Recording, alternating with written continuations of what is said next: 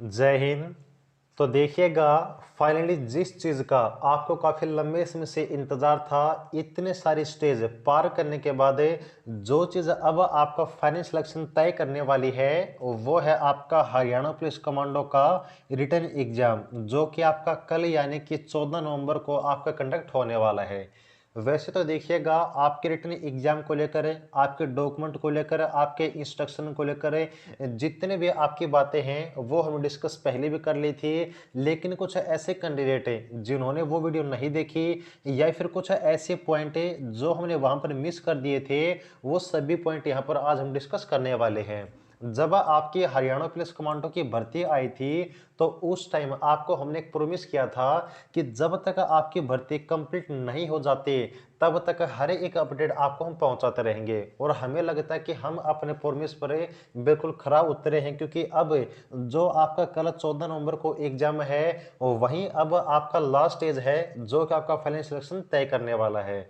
तो देखिएगा, आपके एग्जाम को लेकर जो भी आपके इंपॉर्टेंट बातें हैं, आपके डॉक्यूमेंट को लेकर, या आपको जो एग्जाम होने वाला है उस पूरी एग्जाम प्रोसेस के दौरान किस प्रकार से आपको चीजें अटेम्प्ट करनी है, चलिए वो हम सारी बातें डिस्कस कर लेते हैं।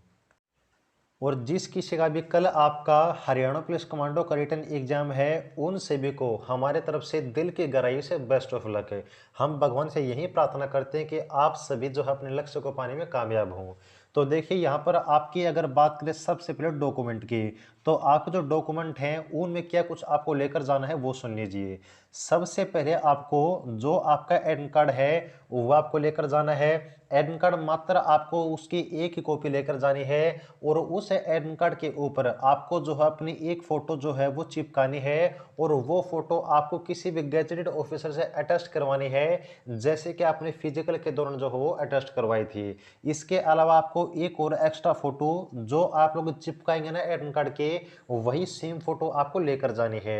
और एडमिट कार्ड के साथ में जो है आपको एक जो ओरिजिनल आइडेंटिटी प्रूफ है वो लेकर जाना है। वो आइडेंटिटी प्रूफ आपका आधार कार्ड हो सकता है, वोटर कार्ड हो सकता है, ड्राइविंग लाइसेंस हो सकता है। लेकिन जो भी डॉक्यूमेंट आप लोग आइडेंटिटी प्रूफ के तौर पर लेकर जाने वाले हैं, वो बिल्कुल आपका ओरिजिनल होना चाहिए। ये चीज आप ध्यान रखिएगा। अगर इसके अलावा अगर हम बात करें अब आपकी जो आगे प्रोसेस होगी, उसमें क्या कुछ चीज़ें आपकी काउंट होने वाली हैं, वो ज़रा ध्यान से सुन लीजिए।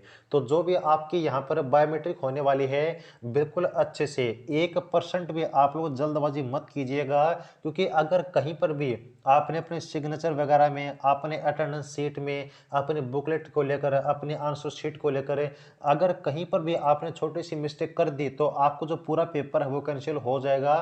तो आप लोग जो है ये चीज़ ध्यान रखिए कि ये कहीं पर भी जो है आप लोग जल्दबाजी न करें। बिल्कुल आराम से हर एक चीज़ को आप अच्छे से जो है ध्यान से लगाकर कंप्लीट करें।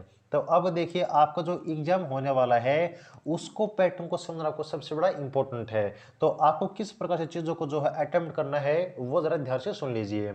देखिएगा, यहाँ पर सबसे पहले आपको बता देते कि जो हमें जो हल सही लगता है, जो हमारे साथ कनेक्ट एक्सपीरियंस शेयर करते हैं, उसी के अकॉर्डिंग आपको हम चीज़ें बताने वाले हैं। अगर आपकी राय है, अगर आपको हमारी राय अच्छी लगती है, तो आप लोग फॉलो कर सकते हैं। अदरवाइज जो आपको सही लगता है वो भी आप लोग फॉलो कर सकते हैं। तो देखिए, बहुत सारे ऐसे कैंडिडेट हैं जो एक मिस्टेक करते हैं। मिस्टेक क्या करते हैं कि जो उनका क्वेश्चन पेपर होता है ना, वो उस क्वेश्चन पेपर को पहले सोल्व करते हैं। यानी कि जो जैसे कि मान लीजिए उनके पेपर में टोटल 100 क्वेश्चन आने वाले हैं, तो वो सबसे पहले अपनी जो ओमर शीट होती है, उस ओमर शीट में साथ साथ उस क्वेश्चन का आंसर टिक नहीं करते हैं।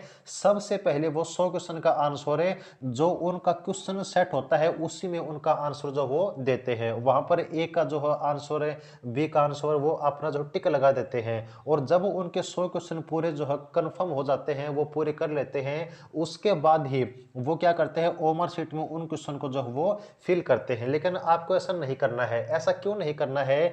जैसे कि मान लीजिए आपका ध्यान नहीं रहा, आपका जो टाइम बहुत ज्यादा हो गया है, आपका जो है एग्जाम का टाइम कितने रहने वाला है, वो होने वाला है 90 मिनट। आपको जो टोटल 1.5 घंटा एग्जाम के लिए मिलने वाला है।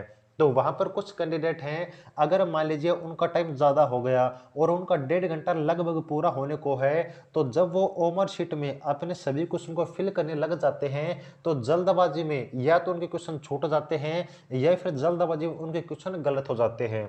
तो आपको ऐसा नहीं करना है। अगर आपको यही तरीका अच्छा लगता है तो आप फॉलो कर सकते हैं, लेकिन ये तरीका जो है आपके लिए नुकसानदायक है, इसलिए आपको हम बता रहे हैं। ओके जी, तो सबसे पहले आपको क्या करना है कि जो भी वहां पर आप लोग क्वेश्चन सोल्व करते हैं उस क्वेश्चन का आंसर आपको साथ साथ अपने ओमर शीट में भरते रहना, ताकि अगर मान लीजिए आपका जो है लास्ट में टाइम नहीं बच पाता है तो आपके जो 4-5 क्वेश्चन बचते हैं ना, वो आपके बच जाने के आपका पूरा पेपर जो है वो खराब हो जाए। ठीक है, बात क्लियर है। अब देखिए यहाँ पर आपको सबसे पहले जो सब्जेक्ट है वो कौन सा सोल्व करना है, ये भी और एक इंपॉर्टेंट आपका जो है टाइप है आपके एग्जाम टाइम को बचाने में। तो यहाँ पर आप सभी जानते हैं कि आपका जो एग्जाम होने वाला है उस एग्जाम में आपका एक सेक्शन मैथ का जरूर से जरूर आने वाला है और एक सेक्शन आपका रीजनिंग का आने वाला है। तो इन दोनों ही सेक्शन को आप जरा ध्यान से सुन लीजिए, आपको सबसे लास्ट में जो सोल्व करना है। जो भी आपका अदर पोर्शन है, अदर पोर्शन कौन सा, जैसे कि आपका हरियाणा जीके का, हरियाणा जीके आपके एग्जाम में आने वाली है और ये चीज आपको कल पता भी चल जाएगी। तो इसलिए जो है आप हरियाणा जीके को भी बिल्कुल अच्छे से तैयार कर चुके होंगे, ये हमारी पूरी पूरी आपसे उम्मीद है।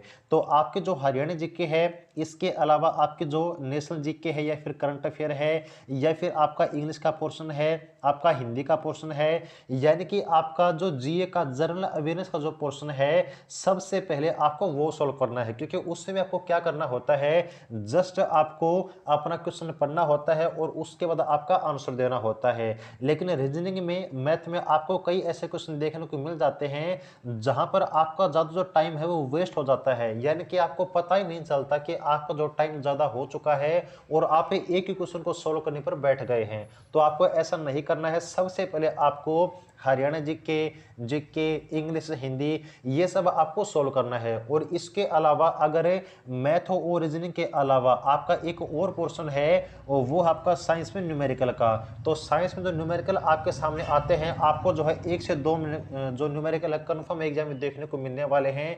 तो आपको जो न्यूमेरिकल है ना, वो भी आपको बाद में सोल्व करने हैं। सबसे पहले आपको जीके का जो पोर्शन है वो सोल्व करना है और उसके बाद इन सभी क्वेश्चन का जो आंसर है आपको ओमर शीट में भर देना है। और ये सब करने के बाद जो आपको अपना मैथ का ओरिजिन का जो सेक्शन है वो अच्छे से कंप्लीट करना है, क्योंकि वहां पर बाद में अपना जो पूरा टाइम है आप लोग इन पर दे सकते हैं मैथ और रीजनिंग पे। ठीक है जी, तो इस प्रकार से जो है आपको अपने एग्जाम में जो क्वेश्चन है वो आपको अटेम्प्ट करने हैं। और जैसे ही आपका एग्जाम कंप्लीट हो जाता है तो वहां पर जो आपकी ओमर शीट है ना, उसमें आपको 3 कॉपी देखने को मिलने वाली है। तो जो आपकी ओमर शीट की ओरिजिनल कॉपी है प्लस में जो कमीशन कॉपी है, वो दोनों ही कॉपी आपको अपने एग्जाम हॉल में जो भी आपका इन्विजिलेटर है उसको सौंप देनी है। और जो आपकी एक कैंडिडेट कॉपी है ना, वो आपको साथ लेकर आनी है, ताकि जब आपके आंसर की आती है तो उस आंसर के में आप लोग जो अपना स्कोर है वो चेक कर सकें। तो इसके लिए आपको जो क्वेश्चन पेपर है, जो भी आपकी ओमर शीट है, उसको आपको घर लेकर आना है बिल्कुल संजो कर, ताकि आपका जब आंसर की आए तो आपको जो अपना एक्सपेक्टेड स्कोर है या फिर आंसर की आने के बाद जो आपका एग्जैक्ट स्कोर है वो आपको पता लग जाए। ठीक है जी, अब बात करें, देखिएगा जो डॉक्यूमेंट है आपको हमने बता दिए हैं। जो आपकी ओमर शीट वगैरह है उसके बारे में भी आपको हमने बता दिया है। जो आपकी ओमर शीट है ना, उसके ऊपर जो भी आपका डाटा है, आपका नेम वगैरह, रोल नंबर वगैरह, जो भी आपका क्वेश्चन का सेट वगैरह है, वो सब आपको लिखना है। इसके अलावा 1% भी, एक सिंगल स्क्रैच भी आपको जो ओमर शीट के ऊपर नहीं लगाना है। क्योंकि देखिएगा हमारे सामने बहुत सारे ऐसे केसेस आए थे, एसआई की भर्ती की मैं बात कर रहा हूं, क्योंकि जहां पर ऐसे कैंडिडेट जिन्होंने कट ऑफ से ऊपर अपना जो स्कोर है वो अटेम्प्ट किया था, लेकिन उनका लिस्ट में नाम नहीं आया। क्योंकि वहां पर हमारे सामने बाद में जो हमें पता चला था कि उन्होंने जो ओमर शीट है ना, उसमें कुछ गलतियां कर दी थी, कुछ स्क्रैच वगैरह कर दिए थे, जिनकी वजह से उनका पेपर चेक नहीं हुआ था। तो आपको ये गलतियां नहीं करनी है, बिल्कुल अच्छे से आपको अपना एग्जाम जो है वो अटेम्प्ट करना है। और हाँ, एक चीज और ध्यान रखिएगा कि आपका जो एग्जाम होने वाला है वो ओमर शीट पर होने वाला है। तो ओमर शीट में क्या होता है कि जैसे मान लीजिए आप अपने क्वेश्चन पेपर को सॉल्व करने में बिजी हैं, आपका पहला क्वेश्चन है, दूसरा क्वेश्चन, तीसरा क्वेश्चन, आप लगातार जो है क्वेश्चन को सॉल्व कर रहे हैं, लेकिन बीच में क्या होता है कि आपका मैथ का क्वेश्चन, क्योंकि आपका जो क्वेश्चन पेपर वो मिक्स आने वाला है, और आपका जो क्वेश्चन पेपर है वो मिक्स आने की वजह से, जैसे कि मान लीजिए आपने अपने पहले 4 क्वेश्चन जीके के थे वो सॉल्व कर लिए और उनको ओमर शीट में भी भर दिया, लेकिन पांचवा क्वेश्चन आपका मैथ का आ जाता है जो कि आप लोग ये सोचते हैं कि आप इस क्वेश्चन को बाद में सॉल्व करेंगे और आप डायरेक्ट अपने अगले क्वेश्चन पर नंबर 6 क्वेश्चन पर चले जाते हैं। और जब आप लोग क्वेश्चन नंबर 6 का आंसर देते हैं तो आप लोग अपनी ओमर शीट में उस प्रश्न को जो है उस प्रश्न का उत्तर देते हुए ध्यान दीजिए कहीं आप उसको जो पांचवा आपका क्वेश्चन है उसके सामने नहीं फिल कर रहे हो, क्योंकि अगर आप लोग एक प्रश्न की जो सीरीज है वो गलत कर देते हैं और उसके बाद अगर आपको ध्यान नहीं रहता कि आपने बीच में क्वेश्चन छोड़ दिए हैं तो एक क्वेश्चन की सीरीज गलत होने की वजह से आपका जो पूरा क्वेश्चन पेपर है उन सब के आंसर आपके गलत हो जाएंगे।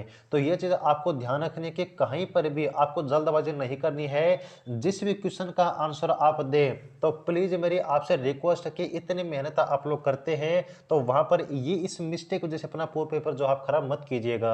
जिस भी क्वेश्चन का जो है आप आंसर दे तो एक बार उस लाइन के आगे जरूर देख लीजिएगा आपका जो क्वेश्चन पेपर नंबर है वो कौन सा है। जैसे कि आप लोग क्वेश्चन नंबर 6 का जो है आंसर देने वाले हैं तो ओमर शीट में जब आप उस गोले को भरते हैं तो उस गोले के सामने अपना क्वेश्चन का नंबर जरूर देख ले कि आपने जो क्वेश्चन अपनी आंसर शीट में चेक किया है जो भरने वाले वही सेम क्वेश्चन आप ओमर शीट में भर रहे हैं। क्योंकि आपका जो ऑफलाइन पेपर होता है ना उसका सबसे बड़ा नुकसान यही होता है कि अगर आपसे एक सीरीज गलत हो जाती है तो दोबारा से आप उस सीरीज को जो ठीक नहीं कर सकते, पूरा पेपर आपका खराब चला जाएगा। और देखिएगा इन सभी बातों को आप लोग हल्के में मत लीजिएगा, क्योंकि ये आपकी जो छोटी छोटी बातें हैं ना अगर आपसे ये छोटी गलती हो जाती है तो बाद में जाकर ये गलती इतनी बड़ी हो जाती है कि इसका कोई सोल्यूशन आपके पास अवेलेबल फिर नहीं रहेगा। तो देखिएगा जो भी आपके एग्जाम को लेकर इंपॉर्टेंट बातें थी आपके डॉक्यूमेंट वगैरह के बारे में वो सारी बातें आपको हमने बता दी हैं। और फिर से आपको अपने एग्जाम के लिए बेस्ट ऑफ लक है। अगर आपका अभी भी कोई डाउट है कोई क्वेश्चन है तो आप लोग कमेंट सेक्शन में जरूर लिखिएगा, आपका हम पूरा पूरा जो है वो कोशिश करेंगे उसका जवाब देने की। तो जुड़े रहिएगा हर प्रकार के नई अपडेट के लिए। जय हिंद।